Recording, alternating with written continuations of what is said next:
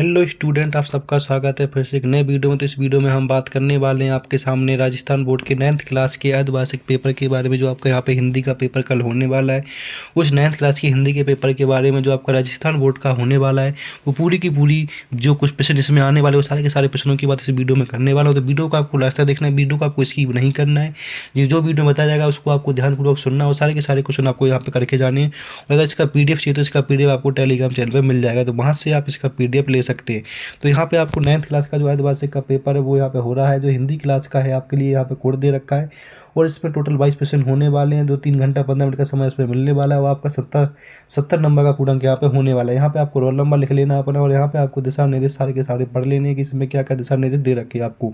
तो हिंदी का पूरा पेपर आपको यहाँ पे बताया जाएगा विद आंसर के साथ। बस आपको वीडियो को लास्ट तक देखते रहना। चैनल पर पहली बार चैनल को सब्सक्राइब कर लेना है। वीडियो को ज़्यादा से ज़्यादा शेयर करना है। जो भी यहाँ पे बताया जाएगा वो सारे के सारे इंपॉर्टेंट प्रश्न बताने वाला हूँ, तो वीडियो को आपको ज़्यादा से ज़्यादा यहाँ पे शेयर करना है। चलो चलते हैं प्रश्नों की, क्या क्या इसमें प्रश्न आपके बनते हैं। तो यहाँ पे आपको खंड आ देखना है, जिसके अंदर निम्नलिखित आप पठित गद्यांश को पढ़कर पूछे गए प्रश्नों के यहाँ पे आपको उत्तर देना है। जो यहाँ पे पूरा का पूरा गद्यांश आपका 6 नंबर का होने वाला है। इस गद्यांश को पढ़कर आपको नीचे दिए गए प्रश्नों के सारे उत्तर यहाँ पे आपको देने हैं। तो यहाँ पे देख सकते हैं पूरा का पूरा गद्यांश आपको पढ़ लेना है।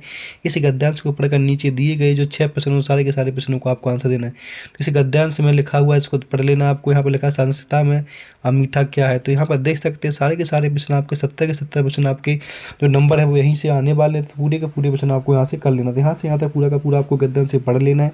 इसके बाद नीचे दी गए प्रश्नों के आपको यहाँ पे उत्तर देना। तो यहाँ पे सबसे जो पहला प्रश्न पूछा गया उसको आपको देख लेना है। तो पहला प्रश्न पूछा गया कि उपयुक्त गद्यांश का उचित शीर्षक क्या है। तो इसमें आ जाएगा सदा जीवन उच्च विहार। तो इसमें आपका ऑप्शन बी आ जाएगा। प्रश्न नंबर दूसरा, जिसमें संसार में अमरता मिलती है, किससे मिलती है अमरता, तो ऑप्शन बी हो जाएगा, जो अपने पीछे कुछ आदत छोड़ते हैं। प्रश्न नंबर तीसरे में अमरता पाने वालों का जन्म होता है, कहाँ होता है, मध्यम या गरीब परिवारों में। प्रश्न नंबर 4 देख लीजिएगा। प्रश्न नंबर 4 में क्या पूछा गया। जितने प्रश्न बताऊंगा सारे के सारे प्रश्नों का यहाँ पे आंसर बताने वाला हूँ। बस वीडियो को आपको यहाँ पर लास्ट तक देखते रहना है और चैनल पर पहली बार तो चैनल को आपको यहाँ पे सब्सक्राइब कर लेना है। इसके बाद प्रश्न नंबर 4 यहाँ पर देख सकते हैं। 4 में क्या पूछा गया। 4 में पूछा गया है आपसे यहाँ पे कि सादगी का घनिष्ठ संबंध क्या है। सादगी का घनिष्ठ संबंध विचार है। प्रश्न नंबर 5 में मनुष्य के विचारों पर प्रभाव डालते, क्या डालते, उसके आचरण डालते हैं। प्रश्न नंबर 6 में महात्मा गांधी कैसा जीवन पसंद करते थे, इसमें सादा जीवन करते थे। प्रश्न नंबर दूसरा, जिसमें निम्नलिखित आप पठित गद्यांश को पढ़कर पूछे गए प्रश्नों के इसमें काव्यांश को पढ़कर, ऊपर गद्यांश था, यहाँ पे काव्यांश को पढ़कर नीचे दिए गए प्रश्नों के उत्तर देने। पूरा का पूरा काव्यांश आपको पढ़ लेना है यहाँ पे और नीचे दिए गए प्रश्नों के आपको यहाँ पे उत्तर देने। तो प्रश्न नंबर 7 पूछा गया, यहाँ पे देख सकते हैं कि छा गया साहस अंधेरापंथी का भाव क्या है। तो इसमें आपका ऑप्शन आ जाएगा ए, जिसमें साहस बादलों का छा जाना या साहस जीवन में। तो इसमें ऑप्शन सी आ जाएगा आपका। प्रश्न नंबर 8 में आपका यहाँ पे डी आ जाएगा, इसमें रात आने पर कवि को क्या लगा। प्रश्न नंबर 9 में उषा की मोहनी मुस्कान संदेश देती है, क्या देती है, मोहनी सुगंध। तो यहाँ पे सी आ जाएगा। 10 का आपका यहाँ पे डी आ जाएगा। इसके बाद 11 का आपका यहाँ पे बी आ जाएगा और 12 का यहाँ पे उपयुक्त गद्यांश पद्यांश संदेश देता है उपयुक्त सभी। तो यहाँ पे आपका ऑप्शन 12 का क्या आ जाएगा, डी है। इसके बाद प्रश्न नंबर 13 देख लीजिएगा। दिए गए बिंदुओं के आधार पर निम्नलिखित में से किसी एक विषय पर 300 शब्दों में निबंध लिखना है। आपके पास बिंदु दे रखे हैं 4, इन चारों बिंदुओं में से किसी एक पर आपको निबंध लिखना है। जिसमें बढ़ता आतंक पर चुनौती, बढ़ते फैशन का दुष्प्रभाव, इसके बाद पर्यावरण की समस्या, भारत की उन्नति की ओर बढ़ते कदम। तो इन चारों में से किसी एक पर आपको निबंध लिखना है। तो यहाँ से आपको निबंध लिख लेना है, ठीक है। तो इसके लिए आपका निबंध लिखा हुआ देख सकते हैं आप यहाँ पर, निबंध बढ़ते फैशन का दुर्व्यवहार, जिसमें प्रस्तावना लिखी हुई है। प्रश्न नंबर 13 देख लीजिएगा। आंसर के साथ पूरा का पूरा बता रहा हूँ मैं यहाँ पे। तो इस निबंध को आपको करके जाना है। इस निबंध से ही आपके 5 नंबर पक्के हो जाएंगे। तो इस निबंध को आपको छोड़ के नहीं जाना है यहाँ पे, ठीक है। तो यहाँ पे सबसे पहले प्रस्तावना आपको लिख लेनी है। प्रस्तावना के बाद आपको यहाँ पे दूसरा पॉइंट है फैशन और युवा वर्ग क्या कहते हैं। तो इसको आपको यहाँ पर देख लेना। तो निबंध देख सकते हैं बढ़ते फैशन का दुष्प्रभाव क्या पड़ता है उसके बारे में। तो इसमें पहला है प्रस्तावना। तो आजकल के फैशन हमारे जीवन का अहम हिस्सा बन चुका। फैशन ना होकर पहनावे तक सीमित, बल्कि हमारे विचारों, जीवन शैली व सामाजिक संबंधों को भी प्रभावित करता है। हालांकि इसके बढ़ते प्रभाव से कुछ दुष्परिणाम भी सामने आ रहे हैं। फैशन को लेकर युवाओं में एक विशेष आकर्षण और वेश अपनाने के लिए अक्सर हदें पार कर जाते हैं, जिसके नकारात्मक परिणाम होते हैं। तो देख सकते हैं आप यहाँ पे। इसके बाद फैशन और युवा वर्ग क्या है। इसमें फैशन का प्रभाव मुख्य रूप से युवा वर्ग पर पड़ता है। इसके बाद तीसरा पॉइंट है फैशन के यहाँ पे क्या प्रेरणा स्रोत क्या है। तो यहाँ पे ये फैशन के प्रेरणा स्रोत के बारे में बताना। चौथा पॉइंट फैशन की विधि रूप क्या है। इसके पैशन की 5 में फैशन के दुष्परिणाम क्या हैं। इसके बाद 6 पॉइंट में उपहंसकार क्या है। तो इस तरह से आपका क्वेश्चन नंबर पूरा का पूरा 13 हो गया है। इसके क्वेश्चन नंबर 14 इसमें निबंध लिखा हुआ बढ़ता आतंकवाद पर एक चुनौती। अब इसमें बढ़ता आतंकवाद पर एक चुनौती, तो इसमें आपको भूमिका देख लेनी है, या फिर आप यहाँ पे आतंकवाद विश्वव्यापी समस्या के बारे में बताना दूसरा पॉइंट में। तो पॉइंटों के पॉइंट आपको यहाँ पे लिखते जाने, सारे के सारे पॉइंट मैं यहाँ पे बता रहा हूँ, तो सब आपको कर लेना। दूसरा पॉइंट देख सकते हैं यहाँ पे। तीसरा पॉइंट आतंकवाद की यहाँ पे नर्सरी, इसके बारे में पॉइंट आपको लिख देना है। चौथा पॉइंट इसमें लिखा रखा है, आप देख सकते हैं यहाँ पे, भारत में आतंकवाद, ये कर लेना है।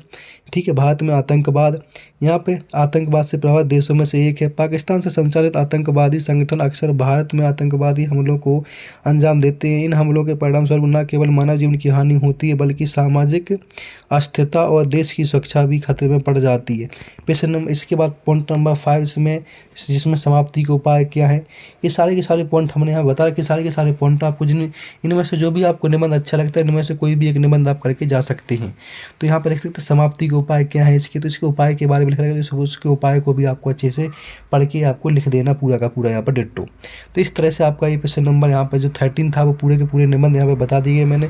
तो मैं यहाँ पर 2-3 निबंध आपको बता देता हूँ। 2-3 निबंध में से आपको एक निबंध, इसमें दूसरा निबंध पूछा गया कि पर्यावरण प्रदूषण एक समस्या है, तो इसके बारे में भी आप यहाँ पे लिख सकते हैं कि तो जितने भी प्रश्न पूछे गए निबंध वो सारे के सारे यहाँ पे आपको इसमें से कर लेने। अब नेक्स्ट क्वेश्चन में चलते हैं। नेक्स्ट क्वेश्चन में क्या पूछा गया है। नेक्स्ट क्वेश्चन आपसे यहाँ पर 14 नंबर पूछा गया, जिसके अंदर हमें एक प्रार्थना पत्र लिखना है।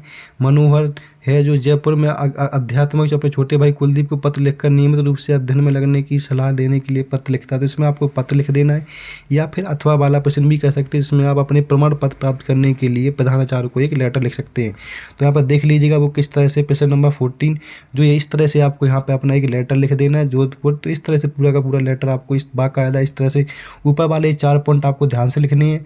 यहाँ पे लिख रखे प्रिय कुलदीप, इसके बाद से प्रेम स्नेहकर। तो इस तरह से आपको पूरा का पूरा ये लिख लेना है। तो यहाँ पर देख सकते जो यहाँ पे बताएगा वो सारे के सारे पॉइंट आपको यहाँ पर लिख देने। जितना बताएगा उतना आप करके जाते हो तो आपके यहीं से पूरे के पूरे नंबर बन जाएंगे। तो क्वेश्चन नंबर आपका 14 होगा, देख सकते हैं आप यहाँ पे, जिसके अंदर हमें एक लेटर लिखना था, ठीक है, अपने भाई को कि हम पढ़ाई कैसे कर सकते, तो उसके ऊपर सलाह मांगने के लिए। तो इस तरह से पूरा का पूरा आपको ये कर लेना है। इसके बाद नेक्स्ट क्वेश्चन चलते हैं। नेक्स्ट क्वेश्चन में क्या पूछा गया है। नेक्स्ट क्वेश्चन 15 देख सकते हैं, इसमें हमें वृक्ष बचाओ समूह पर प्रतिवेदन लिखना है। तो यहाँ पर देख सकते हैं कि वृक्ष बचाओ, यहाँ पे वृक्ष बचाओ समारोह पर प्रतिवेदन लिखना है। तो इस तरह से आप इसका प्रतिवेदन लिख सकते हैं। कुछ राजकीय माध्यमिक विद्यालय अलवर में वृक्ष बचाओ समारोह प्रति जागरूकता फैलाना था। तो इस तरह से आप इस पूरे के पूरे जो यहाँ पे प्रतिवेदन लिखा है, इस प्रतिवेदन को आप अच्छे से कर सकते हो। इसका आप स्क्रीनशॉट ले सकते हैं, ऐसे देख सकते हैं। जितना बताया उतना आपको यहाँ पे कर लेना है। तो जो हमने यहाँ पे बताया वो सारा का सारा आपको यहाँ पे कर लेना है। जितना बताया अगर आप इतना करके जाते हो तो इतने से ही आपके पूरे के पूरे नंबर इस पेपर में आ जाते हैं।